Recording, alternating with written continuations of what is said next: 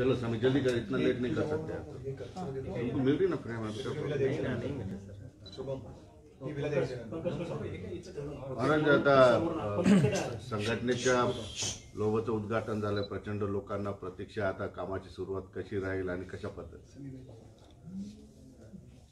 संघटना स्थापन करायचा हा विचार या एक 5-10 वर्षात माझ्या डोळ्यासमोर होता, पण मी अनेक संघटनेच्या लोकांच्यावर काम करतो, त्यांना दुखवून आपण वेगळी संघटना स्थापन करणं हे माझ्या स्वतःच्या मनाला पटत नव्हतं।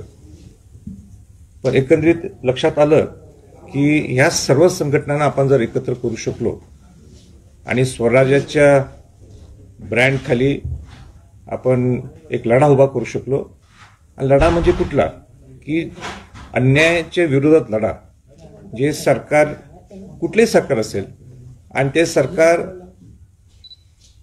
जर त्या तोडीने किंवा त्या पद्धतीने काम जर करत नसेल आणि शेतकऱ्यांच्यावर, कामगारांच्यावर, कष्टकऱ्यांच्यावर जर अन्याय होत असेल तर त्यांच्या बाजूने हा लढा उभा करण्यासाठी हे स्वराज्य हे स्थापन झालेले आहे।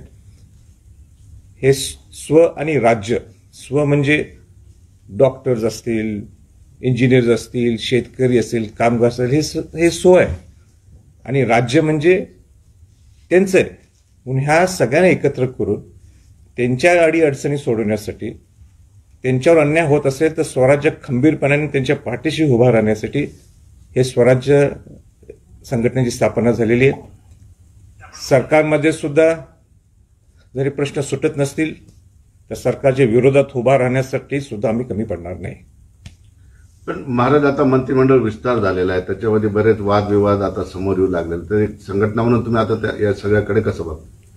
नाही, वादविवाद जे काय होतात हा त्यांचा प्रश्न आहे, तो त्यांचा अंतर्गत प्रश्न आहे, पण सामाजिक संदर्भात किंबहुना जे सगळे विषय लोकांशी कनेक्टेड असतात, इथं जर ते कमी पडले आणि स्वराज्य संघटना सामान्य माणसाच्या बाजूने, तळागाळातले जे गरीब लोक आहेत, तळागाळातले लोक आहेत, यांच्याशी खंबीरपणाने त्यांच्या पाठीशी उभा राहण्यासाठी ही संघटना आहे। जर चांगलं करत असेल तर ठीक आहे, आपण कौतुक करू, पण जर चुकीचं करत असतील, सामान्य माणसांच्यावर अन्याय होत असेल तर स्वराज्य संघटना काही पाहणार नाही। स्वराज्य संघटना इतकंच पाहणार की हा लोकांच्यावर अन्याय होत आहे आणि तो अन्यायाच्या विरोधात लढा उभा करण्यासाठी आपण कुठेही कमी पडणार नाही। जसं आमरण उपोषण मी स्वतः केलं होतं, काय छत्रपतींच्या घराण्यात जन्म होऊन आमरण उपोषण करणं ही छोटी गोष्ट नाही आहे। तो निर्णय बरोबर असून ते काही चुकीचा असेल, पण ते मी करून दाखवलं होतं, आणि म्हणून ह्याच्या पुढे सुद्धा असे अनेक टप्पे असतील जिथं आपल्याला सरकारनी जर व्यवस्थित रिटर्न केलं नाही किंवा व्यवस्थित त्यांनी प्रोग्रेस दाखवलं नाही, तिथं आम्ही जोमाने तिथं विरोधात उभारण्याची आमची ताकद असणार आहे। बरं, संघटना स्थापन केली, तुम्ही तळागाळातल्या लोकांसाठी काम करणार आहात, परंतु आता सत्तेसाठी जे काही नाटक चाललेलं, पक्ष फोडले जात आहेत, एकमेकांना संपवण्याचं भाषा केली जात आहेत, चिन्हांची पक्षाची पळवापळवी सुरू आहे, एक संघटना आणि तुम्ही जनतेचे प्रतिनिधी म्हणून काय म्हणाले या सगळ्या गोष्टी? नाही, म्हणूनच काल सुद्धा मी माझ्या भाषणात तेच बोललो की जे त्यांच्या गोष्टीत चाललेत, कुठलं कोण ह्या पक्षातून त्या पक्षात उडी मारते, कोण या पूर्वीच्या नेत्यांच्या बद्दल आता स्टेटमेंट उलटे सुलटे करायला लागलेले आहेत, त्याच्यावर मला काय भाष्य करायचं नाही। पण ह्यातूनच ही स्वराज्य संघटना स्थापन झालेली आहे की ही ताकद आम्हाला आता प्रस्थापित लोकांना द्यायची नाही आहे, जे ऑलरेडी घराणेशाही आहे किंवा अनेक वर्ष राजकारणात जे विस्थापित आहेत, जे लोक हे राजकारणात जाऊ शकत नाहीत, पैसे नसतील किंवा अनेक काही कारण असेल, या विस्थापित लोकांना ताकद देण्याचं काम हे स्वराज्य संघटना करणार आहे। हाच फरक राहणार आहे दुसऱ्या पक्षातल्या लोक जे ज्या पद्धतीने काम करतात आणि स्वराज्य संघटना जे काम करते, ज्या पद्धतीने शिवाजी महाराजांनी पूर्वी प्रस्थापित जहागीरदार सरदार लोक असतील त्यांना ताकद दिली नाही, पण आपल्या मावळ्यांना ताकद दिली, त्या शेतकऱ्यांना दिली, त्या शिवारात जाऊन शेतकऱ्यांच्या हातात तलवारी दिल्या, आणि तलवारी का? त्यावेळी ती जी गरज होती म्हणून। आणि त्याचप्रमाणे आम्ही सुद्धा जे विस्थापित आहेत, जे सत्तेत जाऊ शकत नाहीत, आणि ह्या लोकांना आपण या विस्थापित लोकांच्या मागे उभा राहून ही ताकद देण्यासाठी हे स्वराज्य संघटना काम करणार आहे. म्हणून हे कोण कुठे किती उड्या मारतात, इकडे जातात तिकडे जातात, आम्हाला त्यात काही इंटरेस्ट नाही. पण कसं बघताय सरकारकडे तुम्ही? मराठा समाजाच्या बद्दल या सरकारकडून काय अपेक्षा ठेवू शकता? हे माझ्या फार मोठ्या अपेक्षा आहेत. देवेंद्र फडणवीस मुख्यमंत्री असताना त्यावेळेस त्यांनी हे आरक्षण, मराठा समाजाला आरक्षण दिलं होतं. एकनाथ शिंदे हे नेहमी मराठा समाजाच्या बाजूनी नेहमी दिसतात आपल्याला, आणि त्यांनाही माहिती आहे की आपल्याला कशा पद्धतीचं आरक्षण आपण द्यायला पाहिजे, टिकणारं आरक्षण द्यायला पाहिजे. मी अनेकदा प्रश्न मांडलेले आहेत पार्लमेंटमध्ये, मी स्वतः बोललोय कशा पद्धतीचं आरक्षण देता येईल. पण तेच विषय आता मी बोलणार नाही. आता वेळ आलेली डिलिव्हरी करायची, आणि म्हणून त्यांनी ती डिलिव्हरी करावी. कारण काय शेवटी मराठा समाज हा, मी म्हणत आहे आमच्यासारख्या लोकांना आरक्षण द्या, पण जो गरीब मराठा समाज आहे, जो वंचित आहे, त्यांना आपण ते आरक्षण देणं गरजेचं आहे. कारण का तुम्ही जर पाहिलं असेल की 1902ला ज्या राजश्री छत्रपती शाहू महाराजांनी आरक्षण दिलं, पहिलं आरक्षण देशात जे दिलं, ते अनुसूचित जाती, जमाती, ओबीसी आणि मराठा समाजाचा समावेश होता. 1960 का 67 पर्यंत इंटरमिडिएट क्लास कम्युनिटी म्हणून हे सेंटरमध्ये आपल्याला आरक्षण दिलं जात होतं. आणि मग आता का नाहीये? तर त्याच्यासाठी अनेक गोष्टी आहेत जे मी आमरण उपोषणाच्या अगोदर बोललो होतो. मग पहिल्यांदा तुमच्या हातात ते रिव्ह्यू पिटिशनचा विषय, तो रिव्ह्यू पिटिशन लावा लवकर. रिव्ह्यू पिटिशन काय निकाल होते ते बघा. तुम्हाला परत एकदा मराठा समाजाला सामाजिक मागास हे सिद्ध करावे लागेल. आज मराठा समाजाला सर्वोच्च न्यायालयाने काय सांगितलंय, जे आरक्षण रद्द केलं की हा पुढारलेला वर्ग आहे, म्हणून तुम्हाला आरक्षण देण्याचा काही संबंधच येत नाही. आपण किती आरक्षण द्या म्हणत असलो तरी तुम्हाला पहिल्यांदा सामाजिक मागास सिद्ध करावं लागेल. सामाजिक मागास सिद्ध करायचं असेल तर इथंच 5-6 महिने आहेत कमीत कमी. ह्याची मुवमेंट तुम्ही सुरू करा, मला बोला चर्चेला, मी सांगतो. पण महाराज, आतापर्यंत अनेक तुम्ही मराठा समाजाच्या मागण्यांचं पत्र दिलं, उपोषण केली, तुम्ही रस्त्यावर आलात, सरकारही हो म्हणत राहतं, अनेक ते कामं होत नाहीत. सरकारला अल्टिमेटम देण्याची वेळ आलेली आता संघटनेच्या वतीनं. नाही, अल्टिमेटमचा विषय नाहीये. आरक्षण हे सर्वोच्च न्यायालयामध्ये असल्यामुळे आणि सर्वोच्च न्यायालयाने प्रथमदर्शनी मराठा समाजाला आरक्षण हे रद्द केलेलं आहे. ही परत प्रोसेस आहे, मी सांगायला लागलोय. आणि ही परत प्रोसेस करायची असेल तर पहिला स्टेप आहे की सामाजिक मागास हे समाजाला सिद्ध करावे लागेल, आणि ते काही इतकं सोपं नाहीये. त्यासाठी त्यांनी मागासवर्गीय आयोग नेमून ही प्रोसेस सुरू करायला पाहिजे. कोण सगळी खेळत असतील, बोलत असतील, पण पहिला स्टेप हा आहे की आपल्या समाजाला, ह्या मराठा समाजाला, गरीब मराठा समाजाला तुम्ही सामाजिक मागास आहे हे सिद्ध करावं लागेल. आणि हे सिद्ध करायचं असेल तर रिव्ह्यू पिटिशनच्या मागं तुम्ही लागायला पाहिजे, जी सर्वोच्च न्यायालयामध्ये रिव्ह्यू पिटिशन टाकली आहे. पण त्याचं काय पुढं? आता वर्ष झालं त्या रिव्ह्यू पिटिशनचा निकाल नाही. रिव्ह्यू पिटिशनचा निकाल लागत नाही तो पण मला असं वाटतं की तुम्हाला सामाजिक मागास सिद्ध करता येणार नाही. असे हे सगळे किचकट विषय अल्टिमेटम देण्यात काही अर्थ नाही. या सरकारला जर ह्या गरीब मराठ्यांच्या बद्दल काय करायचं असेल तर ताबडतोब त्यांनी मीटिंग बोलावी. जे मूलभूत प्रश्न आम्ही मागितलेत, 5 ते 6 मूलभूत प्रश्न आहेत, त्या सारथीच्या बद्दल असेल, अण्णासाहेब पाटील महामंडळ असेल, त्या लोकांची नियुक्ती असतील, त्याच्यावर सुद्धा काही अजून काही निकाल नाही. म्हणजे आमरण उपोषण करताना स्वतः एकनाथ शिंदे तिथे आले होते. मुख्यमंत्री त्यावेळी नव्हते, पण आता मुख्यमंत्री आहेत ते. त्यावेळेला त्यांनीच ते माझं आमरण उपोषण सोडलं. माझा तोच प्रश्न होता महाराज. आमरण उपोषणाला यांनी जी काय आश्वासनं दिली होती आता ते सत्यत आहेत, पूर्ण झालेले नाहीत.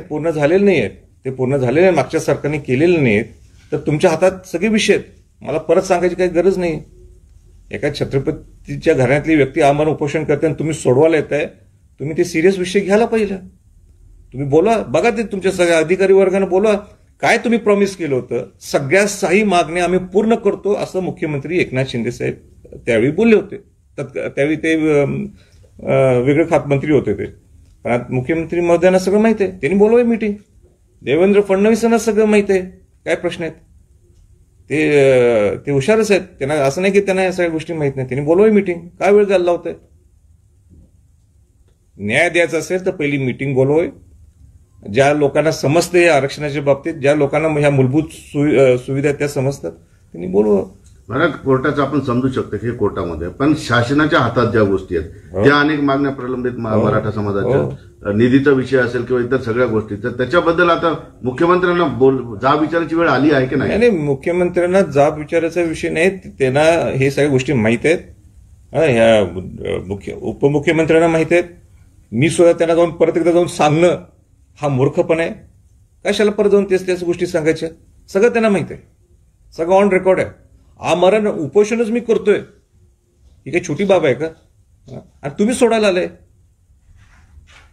त्यांना रिकॉल करायची गरज आहे? काय गरज नाही, त्यांनी बोलावं लवकर, नाहीतर नंतर आहे स्वराज्य संघटना.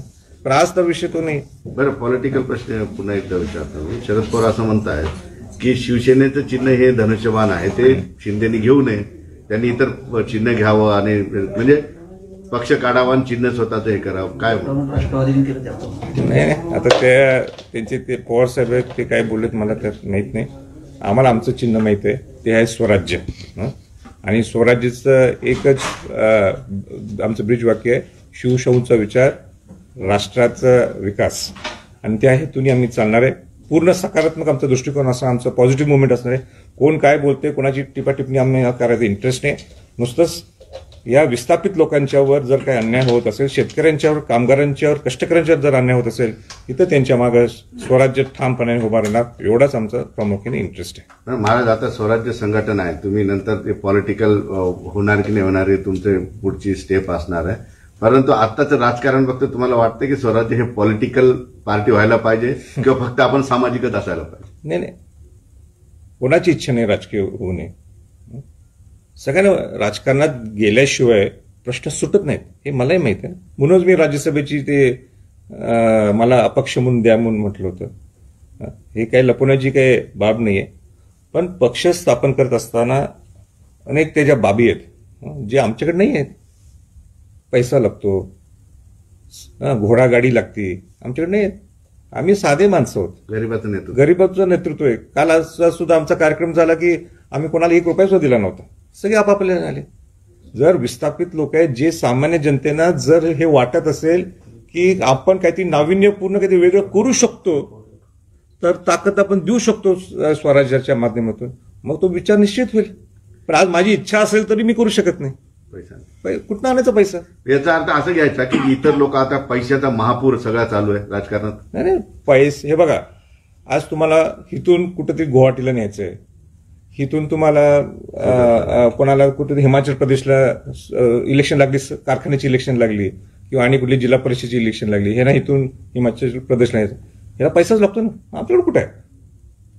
आमच्याकडे म्हणजे सगळे संघटनेची लोक आणि सामान्य ही जनता, ही कुठून आणणार? पण शिवाजी महाराज जर घडवू शकत होते आपलं स्वराज्य सामान्य रयतला घेऊन, आपण प्रयत्न तर करू. मी म्हणत नाही की सगळं यशस्वी होऊ शकते. म्हणजे पैसा असला तर आपल्याला सगळं राजकारण करता येतं? नाही, पैसा असल्यामुळं मला ती धाडस होईना, कारण का पैसे आले मला म्हटले द्या, मी कुठनं देणार? म्हणून आपल्याला या गरीब समाजाला, जो सामान्य आहे, ह्यांची जर ताकद मिळाली तर मग पैशाची गरजच भासत नाही ना. पैशाची गरज केव्हा भासती? जे उडाणटप्पू लोक असतात ते. आम्हाला उडाणटप्पू लोकच नको आहेत. आपल्याला जे खरे सामान्य माणसं, जे शिवभक्त आहेत, जे शाहू भक्त आहेत, जे या सगळ्यांना कसं एकत्र आणता येईल आणि आपल्याला एक वेगळी दिशा कशी देता येईल महाराष्ट्राला. हे महाराष्ट्र हे जे शिवाजी महाराजांची कल्पना होती, माझं स्वराज्य हे सुराज्य व्हावं, जे राजश्री शाहू महाराजांनी प्रयत्न केला, जे महात्मा फुले, डॉक्टर बाबासाहेब आंबेडकर यांनी केला, हे स्वराज्य सुराज्य कसं करता येईल याच्यासाठी आमचा प्रयत्न आहे. पैसा असेल तर सत्तेत जाता येतं. पैसा असेल तर सत्तेत जाता येतं. पैसा असेल तर सत्तेत जाता येत नाही. आम्हाला बदलायचं ना, ते आम्हाला बदलायचं आहे. पैसा काय हाच मॉनोपली होऊ शकत नाही. आम्हाला ते बदलायचं आहे. आम्हाला नाविन्यपूर्ण काही करून दाखवायचंय. हो, कारण मी भाषणात सुद्धा म्हणतो मला पुढचं काही मला माहित नाही, पण आपण ह्या विस्थापितांना ताकद देऊन आपण कसं पुढे जाता येईल या दृष्टिकोनातून हा माझा प्रयत्न असेल. पण आता जे काय मंत्रिपदाची शपथ घेतली त्यातील 2-3 नावांवर ऑब्जेक्शन घेतलं जात आहे. काय म्हणजे आता सामाजिक संघटनेने हा सामाजिक प्रश्न आहे म्हणून विचारतो. नाही, तो मुख्यमंत्र्यांनी त्याच्याबद्दल उत्तर द्यावं. त्याच्याबद्दल त्यांचे प्रवक्ते असतील त्यांनी उत्तर द्यावं. कारण का मी असलो असतो तर कुठल्याही मंत्र्यांच्यावर जर आरोप असले तर अशा लोकांना का द्यावं? अनेक मंत्री असे आहेत की जे चांगले काम करणारे सुद्धा आहेत ना. मंत्री होतो म्हणजे त्याची काही ताकद आहे ना, किंवा जो आमदार होतो त्याची सुद्धा काही ताकद असते. म्हणून चांगल्या माणसांना द्यावं ही माझी विनंती राहील. बरं, त्यांचा तो अंतर्गत प्रश्न आहे, त्याच्यावर मी काय कसं भाष्य करणार. पण आता एक सामाजिक संघटन आहे, तुम्हाला आता बोलण्याचा अधिकार आहे, तुम्हाला बोलावंच लागेल. कारण जे चुकत असेल त्यांच्याकडे तुम्हाला बोलता मी म्हटलं ना, अनेक ऑप्शन्स उघडे असतील. तर ते ऑप्शन्स जर तो आरोपी म्हणून किंवा त्याच्यावर जर आरोपी म्हणण्यापेक्षा त्याच्यावर काहीतरी डाग असेल तर असे का घ्यावे. तुम्ही बाकी चांगले सुसंस्कृत सुद्धा आमदार आहेत, त्यांना तुम्ही करा मंत्री. आमची इच्छा तीच असणार की कशाला. काल दिवसभर मी बघत होतो मंत्रिमंडळांचं एक बघत होतो, म्हणजे वेळच नव्हता, पण जे माझ्या फ्लॅश होतं मोबाईलवर की मंत्रिमंडळ जे स्थापन काल झालं त्याचं कौतुक होण्यापेक्षा एक वेगळाच अँगल होता की ह्याला कशाला, ह्या दोघांना कशाला दिलं मंत्रिपद. म्हणजे मीडियानी तर लाईन ती काल घेतली होती. ते का घेतली होती ते ज्यांनी दिलंय त्यांनी विचार करा. ओके, बंद झाले काही थोडीशी उशीर झाला आपला निरोप किंवा जे तुम्ही बोला ना, तुम्हाला काय बोलायचं आमच्या प्रश्न. थोडक्यात मी सगळ्यांना कवरली. एक तुम्ही बोला आता प्रश्न बघू. तुम्ही थोडक्यात कवर. हा, चल. म्हणजे सगळे थोडेसे येस मॅडम. स्वराज्य संघटनाची घोषणा 1-2 महिन्याच्या अगोदर झाली होती आणि 2 महिन्यापासून महाराष्ट्रात राजकीय अस्थिरता असल्यामुळं त्याची ओपनिंग किंवा त्या आपल्या स्वराज्य लोगोची ओपनिंग झाली नव्हती. ती काल आम्ही तुळजापूरला क्रांती दिनानिमित्त हे स्वराज्य संघटनेची ओपनिंग झाली. तो दिवस सुद्धा निवडला ह्याच्यासाठी काय, तो क्रांती दिन होता. अन्यायाच्या विरोधात लढा असणारा तो दिवस होता आणि म्हणून स्वराज्य संघटना ह्याच्यासाठी स्थापन झालेली आहे की जे विस्थापित लोकांच्यावर किंवा कष्टकरी शेतकरी कामगारांच्यावर जे वंचित आहेत त्यांच्यावर जो अन्याय होतो ह्यांच्या बाजूने किंवा ह्यांच्या जो अन्याय होतो त्या अन्यायाच्या विरोधात लढा उभा करण्यासाठी ही संघटना काल त्याचं लॉन्च झालेलं आहे. मला माहित आहे की ही संघटना पुढे प्रस्थापित आणि मोठ्या पद्धतीने करायचं असली त्या सोप्या गोष्टी ह्या नाही आहेत.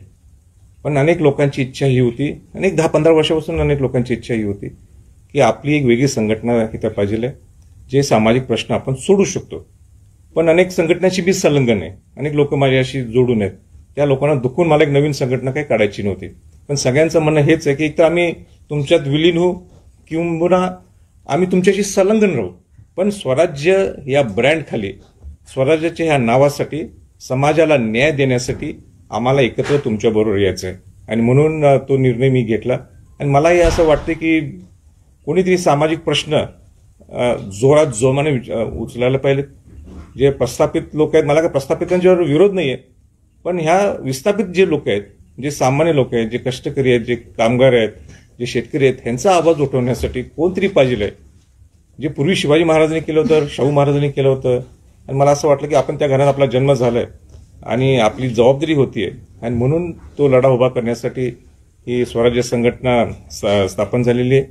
स्वराज्य संघटनेच्या माध्यमातून निश्चित हे आहे की जे कोण सरकारमध्ये असतील किंबहुना आणि अनेक सामाजिक विषय असतील जे समाजाच्या विरोधात काम करत असतील त्या ठिकाणी स्वराज्य संघटना तिथं जाणार.